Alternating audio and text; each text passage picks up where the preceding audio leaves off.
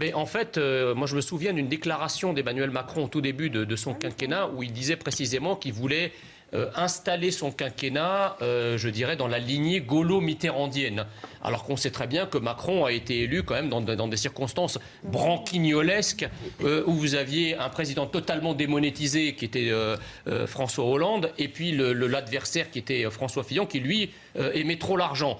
Bon, moi je crois que vouloir se situer dans la lignée à la fois d'un lion qui était De Gaulle et du renard qui était Mitterrand, alors que soi-même on est une belette, c'est un peu ambitieux. Je pense que c'est un peu ambitieux. Vous l'aviez préparé celle-là ou c'est de l'impro? Non, pas du tout. C'est à l'écoute de ce que disait Hollande un instant qui m'a inspiré ça. Et puis effectivement de la déclaration de Macron. Le nationalisme, c'est la guerre. Jean Messia, ça vous parle? Où ça me parlait dans les années 30, mais pas dans les années 90. Je veux dire, aujourd'hui, c'est c'est l'européisme. Voilà, c'est l'européisme, effectivement, qui est la guerre. Alors, pas la guerre entre nations, mais la guerre intranationale. C'est-à-dire la guerre de ces communautarismes qu'on a installés. Mitterrand a fait un grand tort à la France. Il a défait la France en quelque sorte. Il a initié cette politique d'immigration, en tout cas il a poursuivi cette politique d'immigration folle. Il a abandonné le peuple français au profit de l'ouvrier immigré, etc. Donc Mitterrand est le fossoyeur de la France et c'est lui qui a initié le processus que Macron accélère aujourd'hui.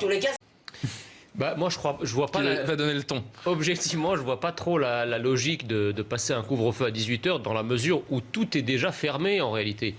On a quasiment plus de vie sociale puisque tous les lieux de vie de la soirée, on va dire, c'est-à-dire les théâtres, les discothèques, les salles de sport, les restaurants, les bars, tout ça est absolument fermé. Donc qu'est-ce que ça va créer sinon un embouteillage à 18h de gens qui vont se presser encore plus, qui pourront aller chercher ses enfants, qui pourront aller faire ses courses.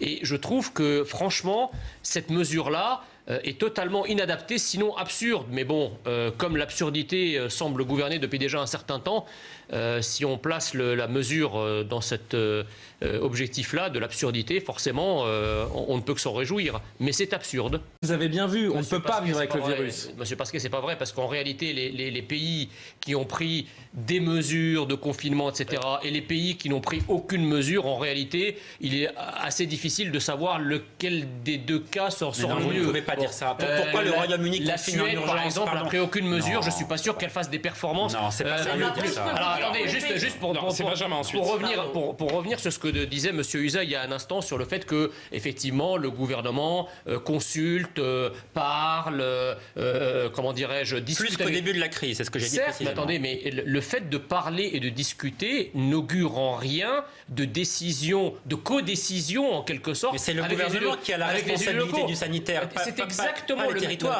C'est exactement le même discours qu'on nous tenait au moment du grand débat national, où on avait sur tous les plateaux télé les gens qui nous disaient « Mais attendez, vous voyez ?» Emmanuel Macron est très bien disposé, il veut discuter, on organise des débats dans toute la France, venez dire ce que vous avez à dire, on fait des boîtes à idées, on a des sites internet, etc. Et puis qu'est-ce que ça a donné? Absolument rien. Mais justement, mais avec les élus, ça se passe exactement de la même façon. Il y avait beaucoup d'élus. En plus, il y avait beaucoup d'élus. Donc là, juste pour finir mon propos, c'est que effectivement, on consulte, les gouvernements consultent, le Premier ministre consulte, les ministres consultent, mais qu'est-ce que ça donne au niveau de la codécision? En réalité, c'est décoratif. C'est décoratif cette discussion. C'est-à-dire qu'au final, c'est quand même les préfets, c'est quand même central. Je vous entends. Mais 2 mois de reconfinement et après. Je vous entends, docteur, et je suis assez d'accord avec ce que vous dites. C'est-à-dire qu'effectivement, s'il faut confiner, moi j'ai pas de problème, mais le but c'est quand même de pas confiner ad vitam aeternam. Non, vous avez raison. Ad vitam aeternam. Donc moi, la stratégie qui me semble la plus, comment dirais-je, la plus pertinente et la plus efficace, c'est la stratégie israélienne, c'est-à-dire ceinture et bretelles. On dit, on confine effectivement une dernière fois. Alors eux, ils ont choisi de confiner sur plusieurs semaines, sinon sur plusieurs mois. Mais en même temps, mais en même temps, il vaccine des centaines de milliers de personnes par semaine. C'est exactement ce que demande Axel Kahn. Pour sortir de cette épidémie. Vous venez de résumer le. Oui, mais le problème, c'est que c'est pas ce qu'on fait en France. Discours du président de la Ligue C'est-à-dire qu'en France, si vous voulez confiner et continuer à vacciner 3 personnes par semaine, là, on en est jusqu'en 2300. Mais c'est bien pour ça qu'Axel Kahn alerte ce soir. C'est bien pour ça.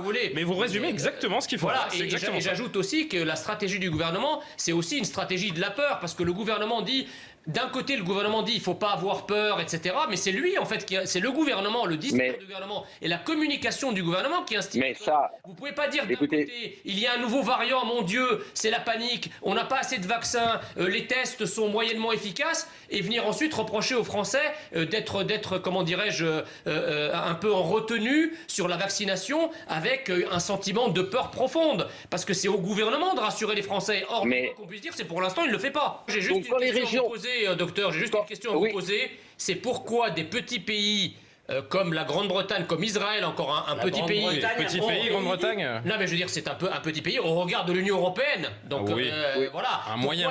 Pourquoi des pays qui sont petits ou moyens arrivent globalement à être beaucoup plus efficaces, alors qu'on s'entête en France et en Europe à nous expliquer que nous sommes des petits pays qui ne pouvons rien faire tout seuls, et le résultat des courses, on va se fondre dans un magma, dans une somme d'impuissance qui arrive finalement à être beaucoup moins efficace à 27 qu'on l'est tout seul dans son coin, avec 9 millions d'habitants dans le cas d'Israël. C'est quand même assez extraordinaire. Vous avez raison, idéologie, si vous voulez. Effectivement, d'un certain nombre de commentateurs, quand vous avez eu les Black Lives Matter qui ont cramé des bagnoles, qui ont attaqué des États, etc. Parce qu'en fait, attendez, ils ont brûlé le drapeau américain, et effectivement, ça a été instrumentalisé par les démocrates, et je n'ai vu aucune des belles âmes qui aujourd'hui rentrent dans sont atteints de convulsions quand ils voient ces images, qui sont tout à fait condamnables et regrettables, encore une fois, et je les soutiens pas du tout. Il y a eu une petite, effectivement, minorité extrémiste qui a voulu envahir le Capitole, sachant qu'il y avait des centaines de milliers d'autres. C'est dont on parle précisément. Sachant qu'il y avait des centaines de milliers d'autres à l'extérieur qui manifestaient, ce qui est leur droit, d'accord. Moi, je considère que ce qui s'est passé devant le Capitole, c'est une sorte de 6 février 34 low cost, en fait. C'est-à-dire que c'est des gens qui ont voulu, effectivement, défier... on parlait de ce qui s'est passé à l'intérieur, précisément. C'est ce que je vous ai dit. Je vous dis que je faisais précisément. Non, mais attendez, je pèse mes mots. Quand je vous dis que ce qui s'est passé dans le Capitole, c'est une sorte de 6 février 34 low cost, vous savez à quoi ça fait référence, la journée du 6 février 34. Donc c'est quelque chose d'assez grave. C'est la journée des leaks, c'est la journée où on a voulu s'en prendre à l'Assemblée nationale. Et effectivement, cette grande manifestation qui a voulu bousculer à l'époque la démocratie française a été repoussée par la police. Il y a également eu des morts en plus grand nombre. Bon, donc si vous voulez, je condamne ça. Maintenant, quand on condamne quelque chose et qu'on condamne l'instrumentalisation de la violence qui peut être faite en politique, il faut la condamner dans tous les courants. Or, maintenant, excusez-moi, parce que les Black Lives Matter, autant là où on a eu 2 ou 3 000 néofascistes qui ont été instrumentalisés, pas par Trump probablement, mais par des gens de son entourage, mais vous avez aussi les Black Lives... quand même. Oui, mais enfin, les Black Lives Matter, c'est des suprémacistes noirs qui ont été ad nauseam instrumentalisés par les démocrates, sans qu'aucun commentateur de la presse française ne s'en émeuve, parce que là, on était dans le camp moral et dans le camp du bien, donc tout allait bien. Enfin, c'est ce qui se prépare, si vous voulez, compte tenu de l'élection de Biden et de ce retour de l'ancien monde, entre guillemets, progressiste que Trump avait terrassé en 2016, ce qui se prépare à vivre en Amérique avec l'élection de Biden, c'est quand même au niveau de la pression migratoire, au niveau de l'instrumentalisation du communautarisme, et notamment avec les Black Lives Matter, etc., c'est quand même un peu plus dangereux qu'un taureau avec des cornes qui rentre à l'intérieur du Capitole. Excusez-moi.